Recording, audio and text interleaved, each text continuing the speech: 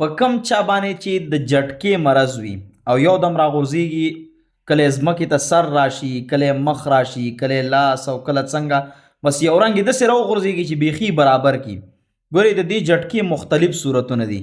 یو صورت یې راته زه یادوم، په دې کې د جناتو علامات څه وي، دا جټکه د جناتو له طرفه ده که دا د مزغو بیماری ده. اوس د دې متعلق یو دوه انفارمیشن، یو دوه ډیټیل دله در کوم انشاءالله، د دې سره به ته د خپله پته ولګېږي.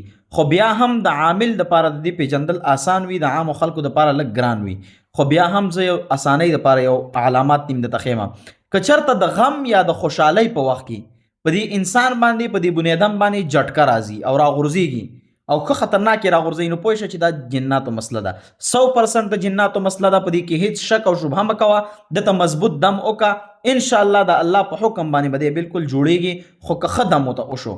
بل که چېرته د خفقان خوشحالۍ په وخت کې جټکن راځي، هسې جټکه راځي، په هغې کې هم درته د جناتو یو سټپ ښیم.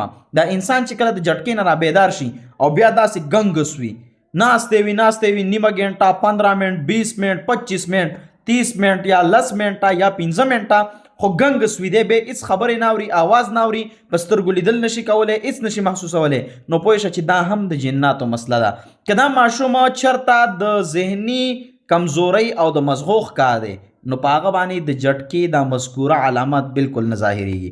د هغه جټکه به دا لیول نه وي، د هغه د جټکې به لیول لږ بدل وي، نه د خفقان نه د خوشحالۍ سره د هغې تعلق وي، بلکې هغه اینی ټایم په هر وخت کې راتلی شي او په هر څنګه حالات کې او په هر څنګه صورت کې راتلی شي.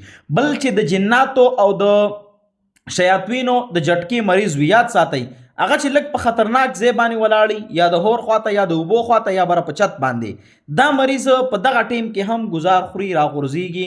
یعنی دا جنات دا کوشش کوي دا لیوني جنات وي چې د چت نه راوغورځوي، د مړ کي د اوبو ته وغورځوي، د هور ته وغورځوي، دا هم د جناتو یو قسم دی. دا عاملان پیژني، عام خلکو ته د دې پیژندل لږ مشکل وي، خو به هر حال درته ښه دم وکړئ انشاءالله. زه ته په یقین سره وایم، په کامل یقین سره چې خدای پاک به د دم په ذریعه باندې انشاءالله مکمل ښه کوي او بالکل به ښه کېږي او بلا شی رزلټونه زموږ سره په دې باندې شته. جزاکم الله خیره.